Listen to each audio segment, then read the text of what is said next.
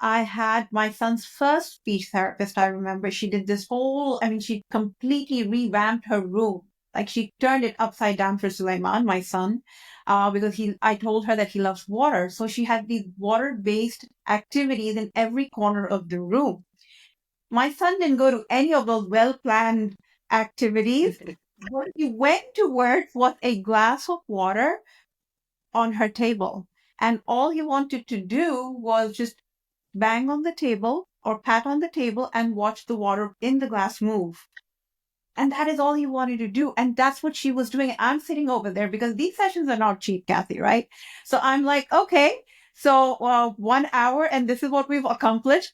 I'm like, my son is having too much fun here doing nothing.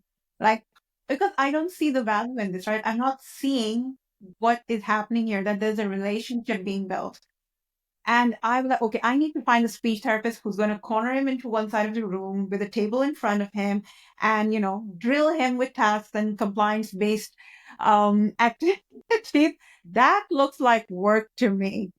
Hi, I'm Farah Danish. Welcome to my Calm Autism Mom podcast. I'm a certified brain gym movement facilitator, former special educator, and a mindset coach. Through my podcast, I bring together parents, experts from educational, psychology, and medical communities to share innovative insights on parenting and supporting individuals on the spectrum.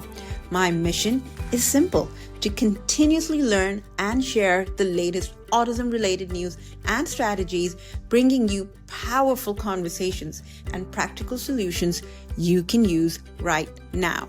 So, if you're an autism mom searching for answers, support, or just some real inspiration, you're in exactly the right place, my friend. Let's transform your autism parenting journey starting right now. Hi, today I have with me Cathy from The Speech Den. Cathy is a consultant speech and language therapist of over 30 years experience. She has a passion and a specialist interest in supporting neurodivergent children and neurodivergent affirming supports. Cathy runs a small speech and language therapy practice, The Speech Den, with a team of SLTs and SLTAs working in Gloucestershire supporting children and young people, their parents, schools, and other professionals. She offers trainings across the globe, both in person and online. She is the UK and Ireland director for Johansson's Individualized Auditory Stimulation Program. She has hosted 2 in-person GLP conferences presented by Alexandria Zakos in the UK and hosted and presented at the International Online GLP Conference 2024 with over 700 participants attending from across continents all over the world. She regularly presents to professionals and parents about Marge Blank's work and her own experiences of supporting GLPs in UK. Cathy receives support and supervision from both Marge Blank and Alexandria Zakos. So I'm so excited and super thrilled to have her here with me. Join me in welcoming Cathy from The Speech Den. Hi, Cathy. Thank you so much for joining me on my podcast. Great to have you here. So, Cathy, you are a neuroaffirming GLP stands for Gestalt Language Processor, focused speech therapist. Am I right in saying that? Yes, I would say that describes, I'm neurodiversity affirming, and I particularly enjoy working with Gestalt language processors. So, and I am a speech and language therapist. So you've got all of those things correct. It's quite a mouthful. So we're going to first break that down before we go any further. Can you explain to my autism moms here who have absolutely no idea, because I know this is it's a new term, GLP, and we can relate to it, but we have absolutely no idea how this fits in with what we're already doing. So can you just explain what Gestalt language processing means? Yeah, of course. So Gestalt language processors is not a diagnosis. It's a way of describing how some children learn language. And when I was at university, I learnt a lot of information about one particular style of language acquisition, which we would describe as analytical language processors. And that's what most of us know lots and lots about, because that's something that we've been taught. And we understand those children. They're what we would describe as our word babies. And they start off and they hear single words like more or mama or car or dog. And they learn those, and then and they're picking up on words. And then they start to put those words together and into two words together. And then they start putting two or three, so short phrases together. And then grammar starts to develop, and then we hear more complex sentences. So that's the kind of language acquisition that many of us are very familiar with. And until within the last 3 years, I then heard about Gestalt language processors. And this describes another type of language acquisition. And this stems from the work of Dr. Anne Peters, Dr. Barry Prezant, and the huge amount of work by Marge Blanc. And it was through Marge Blanc's work that I understood about Gestalt language processing through Alexandria Zakos from Meaningful Speech. So that was a very long-winded response, but I will come on to that now. And that is GLPs are what we call our intonation babies. So they're picking up on the whole of what we're saying, or the whole of the information that they're hearing. They're picking up on the musicality, on the intonation.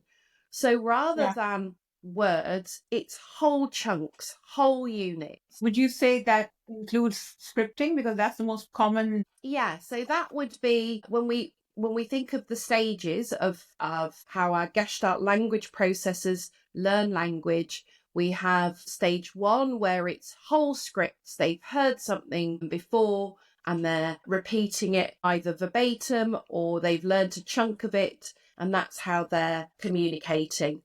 And then stage 2, they might start to mix and match these scripts. So they take a little bit of one and add it with another. And then stage 3, they're starting to pull apart these scripts, and we start to hear single words. And it's quite an exciting stage. It becomes much more referential. They then start referring to specific objects. And at this stage, it's pre-grammar.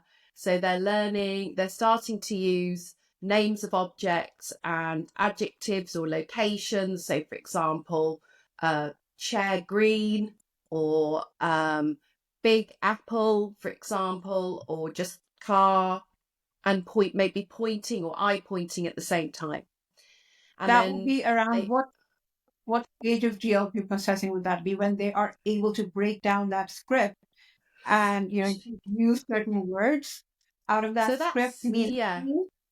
So that's the stage 3. There's no age levels equivalent. It's not like our analytical processes, where we're not measuring them against norms, because children and young people develop at different stages. And then after stage 3, we might start to see that they're following a more similar path to our analytical processes in terms of grammar starting to appear. So early grammar starts to appear at stage 4. And I guess Marge uses this term mazing, so they're mixing and matching, so the word order may not be correct, but it's an indicator that they're starting to find bits of language that they're piecing and putting together. And then stage 5 and 6 is more mature grammar, and they're starting to gradually use more complex sentences at those stages. My son is on the spectrum. He's now going to turn 17, and I was just reading up about this. I can safely say he's in stage 3, and you can correct me here, Cathy. He is now starting to use, some of the text that he hears from his favorite TV shows, and he's adding in words which are more contextual. So, and he's trying to fit in some words which make sense for the situation, and it's coming out so slowly you can actually see him working it out. He'll say part of it, and then he's adding in those new words. He's like mixing and matching, and he's slowing down and almost listening to himself while he's saying it. That's How something lovely. do. We don't listen to what we're saying anyway. It was interesting. That. It was really interesting what you said. You used mixing and matching, which actually I wonder whether he might be able to say that might be more stage 2, because he's taking something that he's already using and he's adding something to it. And some children's scripts and phrases are contextual. They're not always out of context. Some of the children that we're working with will use scripts that are contextual. It doesn't mean many don't, but many do. So I'll give you an example. A little girl that I work with absolutely loves Peppa Pig, and whilst playing with Peppa Pig, she's making Peppa Pig jump up and down and saying, "Let's jump in muddy puddles." So very contextual, but it's something that she's heard previously. And so I would say that, and knowing her as I do, that it would probably be more likely to be a stage 1. And I think actually that's really, really key, Farah, is sometimes is taking quite a lot of samples. And as parents, like you've just said, your son the best, better than anybody. I think the need to take detailed samples, to actually writing down verbatim what our child says, or if they're using a device of any kind, if they're replaying media clips, we want to write down exactly what those are. If they're using an alternative means of communication, such as an iPad with a program on it, such as Grid or VocaChat or something like that, we want to really note what it is that they're using. That brings me to my next question about being neuroaffirming. That's so new. I have yet to come across most of the therapies that I have been a part or experienced. They are not neuroaffirming approaches. Like, they're not really child-led. It will be a session where the therapist has already decided what the child will be working on, and very limited options are given. In fact, hardly if any. And so I have yet to come across what does an actual child-led session look like. And even for parents, they don't, because there's nobody to model this out to them. They don't understand what does child-led mean. So, we don't give the right kind of choices. It's like either you do your homework or you don't get your reinforcement. That's not really a choice. No. Exactly. So what when you say neuroaffirming and then you talk about speech therapy, what does a session like that look like? So, and the reason I ask that is because if we know what that should look like, a parent can go in and say, okay, I agree with this, or I don't. Basically be able to advocate for their child. So I think the whole reason I went down the GLP route, started to learn more and more about it, was I was becoming more and more interested in neurodiversity affirming practices. And why? Because through social media and through research, listening to adult autistic voices was absolutely crucial. Understanding that those well-meaning activities, goals that I was setting, before I really understood neurodiversity affirming practice,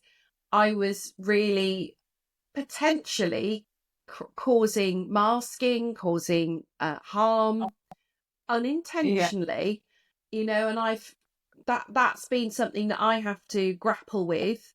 But when we talk about neurodiversity affirming and we talk about child-led, what do we mean? What we mean is something that is intrinsically motivating for that child. So prior to any session that I do here at the Speech Den, the first thing we send to parents is, what does your child really like to do? What do they like to play with? What are their interests? And then we clearly put as well, this may not be a toy, and we give some examples. Do they like running, jumping, spinning? We talk about those sensory preferences as well. And so before the child comes through our door, we know what they enjoy doing.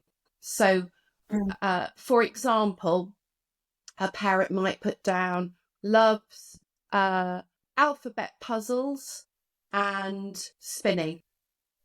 Okay. So what do we have in the session? We have alphabet puzzles. If I know they like spinning, we've got a special chair that rotates round. We've got spinning toys. If they like the if we know they're into letters and sounds, I might have a magnetic letterboard there. I might have some numbers. So somebody else might say, well, that doesn't look very interesting, what you've got set up there, Cathy. This looks like, really kind of like work-based.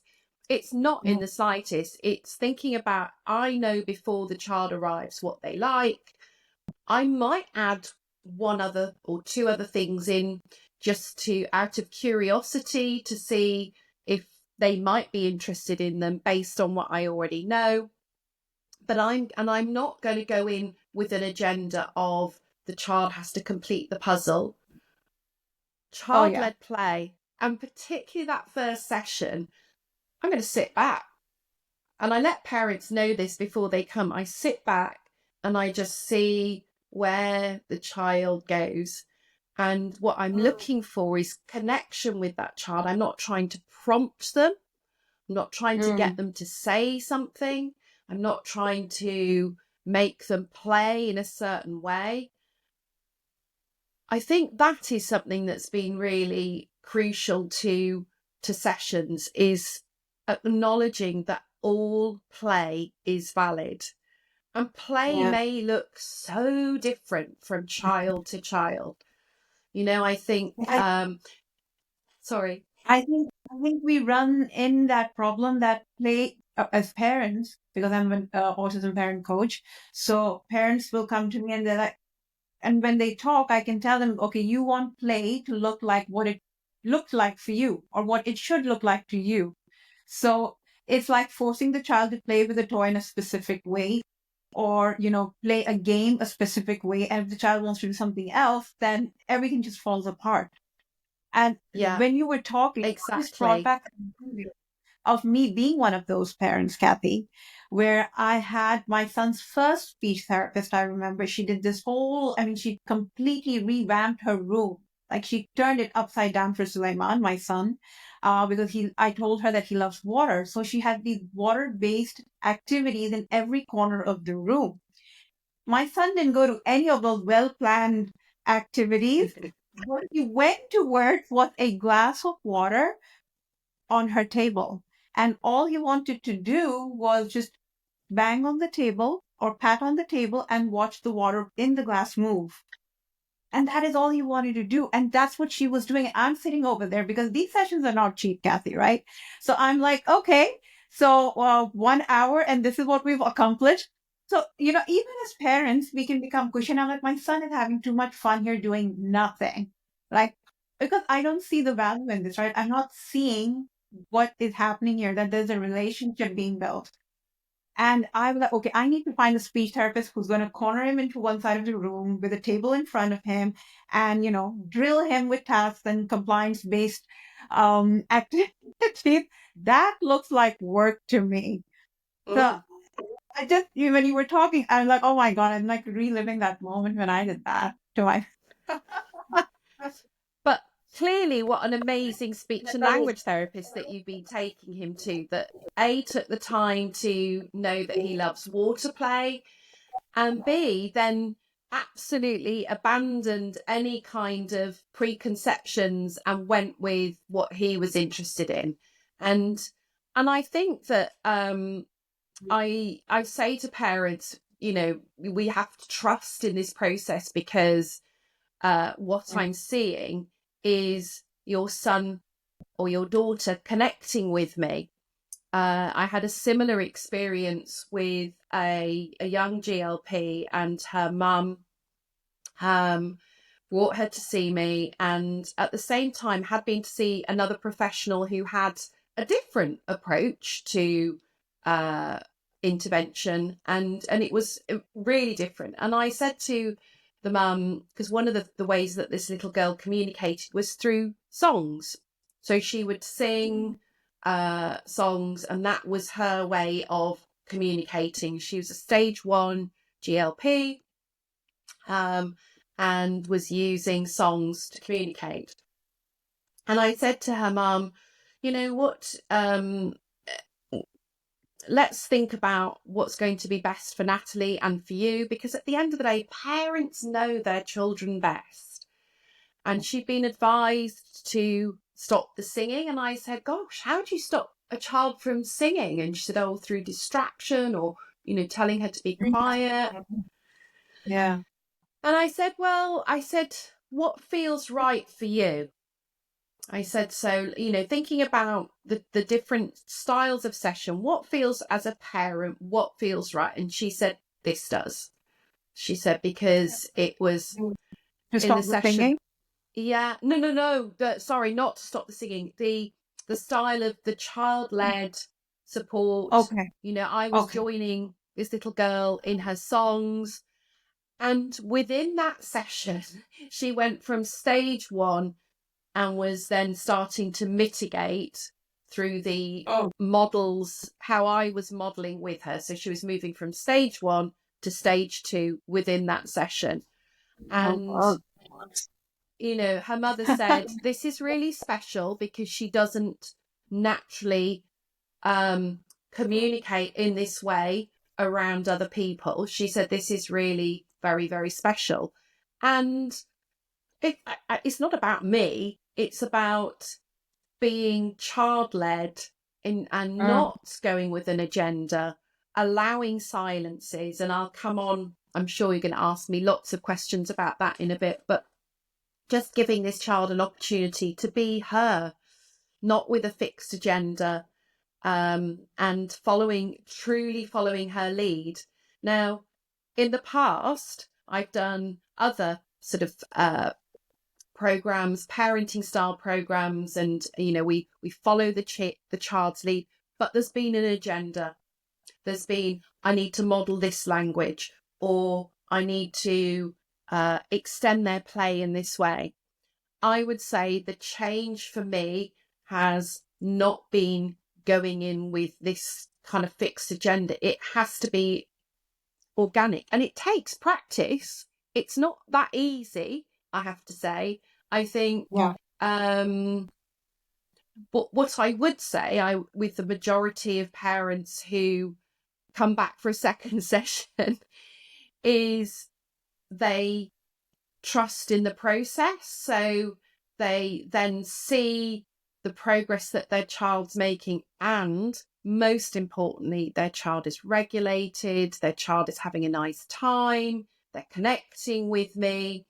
You know, even this week, I saw a little boy, and I was thinking, I wonder how parents feel about this session. So he was really into his play schemas. He was really into trajectory play. So that's sort of tipping things out and throwing them, and not in any sort of way that was unsafe. But I knew that he liked balls, and I knew he liked spinning things, so I got these out. He wasn't interested in that. I've got a toy which you squeeze, and like a ball pops out of like a pig's mouth. They're like little, it's sort of, I don't know, like a big marble. They're quite hard, rubber balls, and there's like a box of them with, I don't know, maybe 40 of these in. He enjoyed tipping these balls out onto the floor and sort of moving them from one space to another. And during the play, I modelled some language, and he looked at me and he'd say things like, yeah, in the box and out the box, and it was just, let's do it again. And he then Okay. started to use this language, and his parents, I felt that they'd come with a preconception that he would, that I was going to be more, as you described, sitting at a table or trying to make him do things. And by the end, they were delighted, and they came back and they emailed me and said, "Yeah, we'd really like to book in for another session. This is really exciting. We've not seen him communicate and connect like this. Normally, he's very, very sort of introvert, very shy. He doesn't, he kept looking towards me, smiling, giggling." That's really the first fear, isn't it, Kathy, for a parent of a child or a child on the spectrum? Taking them for therapy is like the first battle. Is he going to go through that door? Is he going to even sit down, or is he going to even be in the presence of a speech therapist for more than 10 minutes without wailing? Because Yeah. I'm sure you've experienced this, right? Parents are sitting outside and they just can't take it when all they can hear is their child screaming and shouting. So there's nothing more beautiful than, walking in and seeing that your child was able to sit through 45 minutes or 1 hour of a session and come out happy. So I don't think there can be anything more rewarding than that. And I think as well, Farah, that I would say uh, parents always sit in on our sessions. We don't see the children by themselves. And Yeah. certainly I was being led by them. So equally, Mm. I quite often just sit back and I say, look, I'm just going to let Yeah. Jack, for example, Yeah. just have a look, see what's around, see what's available, and please just be your natural selves with Jack. Interact, Mm. play with him, do what you would do normally. And then I might start to edge in because, I can think of many children that have come to see me and, they might walk through the door with, say, noise cancelling headphones on, and they're holding something to make them feel calm and regulated because they're in a new environment. And so actually silence, me sitting back and not saying very much, is really, really important as well. And I'll come on to that with what we can do to help later. Exactly. Quietly. So,